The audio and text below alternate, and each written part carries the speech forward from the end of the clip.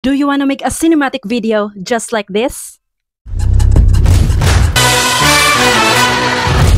Ladies and gents, this is the moment you've waited for.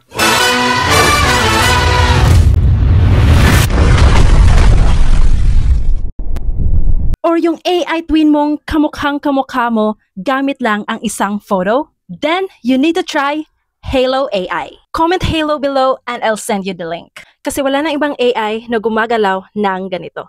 This AI tool is super affordable. And kapag nag-sign up ka, may free credits ka kaagad. Good for creating videos and images, and high quality pa. Una, punta ka lang sa website nila or comment Halo below and I'll send you the link. Then, pag nandito ka na sa website nila, click mo lang yung plus sign and may 4 na modes ito. Image to video, text to video, image generation, and subject reference. In this video, let's try them all.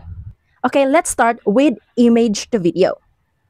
If you click image to video, ito yung makikita nyo. And just upload your photo. In this video, I will use my own photo para talaga makita nyo na pwede ang image nyo sa Halo. Then, paste your prompt. For example, woman in space, futuristic suit, no helmet. So, yan yung prompt natin. Then, choose either Halo 2 or Halo 1. Halo 2 is actually their newest model, which has best effect, high clear quality, and precise response. So, for today's video, we will use Halo 2. Then, click Generate and mag-wait lang kayo ng ilang minutes. And, here you go. Now, let's head to text to video. So, since this is text to video, so wala tayong i-upload na image. Instead, we will focus on our prompt. So, same prompt pa rin, no? Woman in space, futuristic suit with no helmet.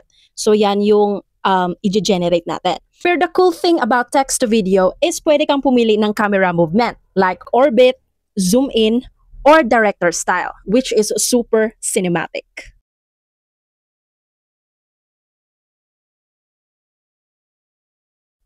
Next that we feature will be the image generation.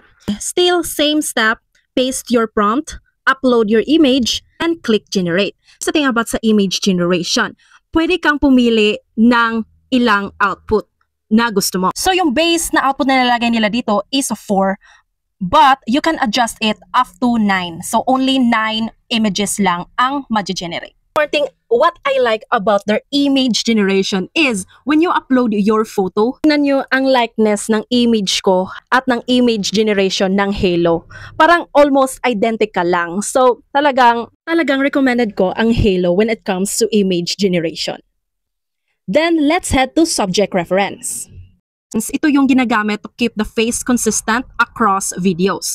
Parang image to video siya, pero ang gamit lang niya is Halo 1. Hindi tulad sa image to video kanina, you can actually choose 4, which is Halo 2, director style, live, and Halo 1. Pero dito sa subject reference, you can only use Halo 1, but the result is still great. Same step pa rin, just upload your image, then your prompt, and hit generate.